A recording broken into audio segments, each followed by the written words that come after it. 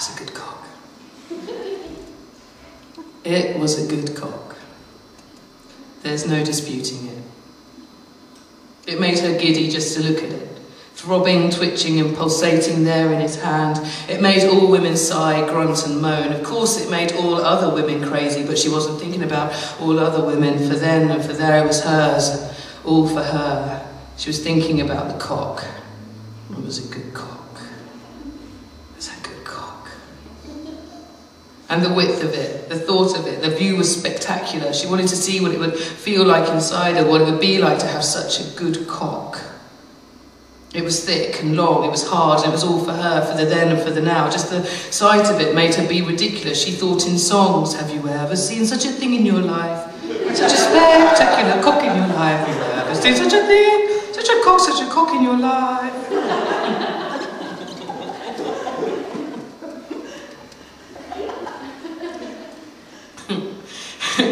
Hypnotic and red-faced it was. The cock had fury and hunger, a personality of its own. It was arrogant and primal. He held it back tightly as he lowered the front passenger seat, and then he positioned himself on top of her. He was strong and quite heavy, and she was pinned under his weight now, so the cock let her have a taste, gave her fearless some of the tip of it.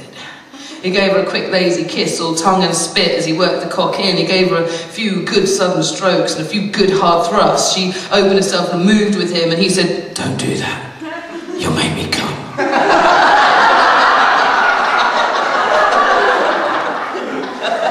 So she stopped bucking and moving and tried to be so good for the good cock. She played dead and let the cock have its own wicked way. It was sharp and delicious, each throb and stab. The cock grew harder, more swollen. She was aware that she was making a strange noise in her throat. Normally she was quite quiet, but for now, for the good cock, she was this whimpering girl, a virgin, and he seemed to quite like that. He said, "Don't move, or I'll come. Just don't move. Don't move." So she had to stay perfectly still as he entered her again and again, teasing short spurts followed by slow, full-length, good cock, there in the front seat of the car in the car park outside the train station. Suddenly, he ducked his head down and he stopped moving momentarily because he could see a man walking his dog. He looked at the man walking his dog whilst he began to continue fucking her, but really slowly, as though doing it really slowly would look less rude to the man. He looked at the man walking his dog and pushed himself back inside her hard, looking past her shoulder and through his rear window at the dog walker.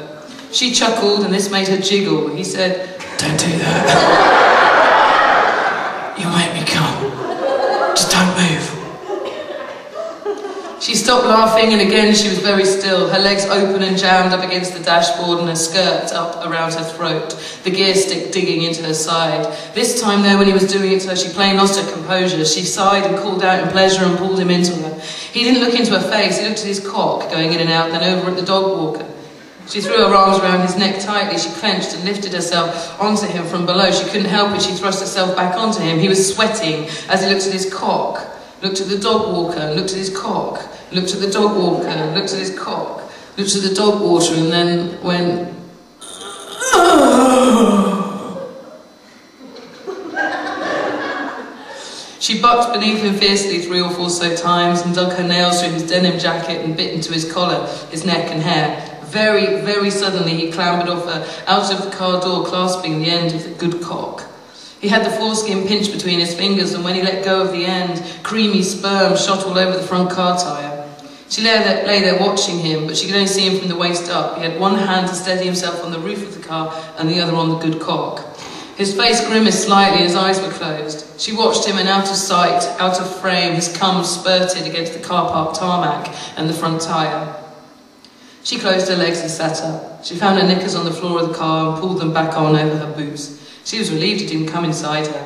She'd never seen such a good cock. Inexplicable timing. Coughing up against a car tyre like that too. Imagine. She'd been wondering where the sperm would go.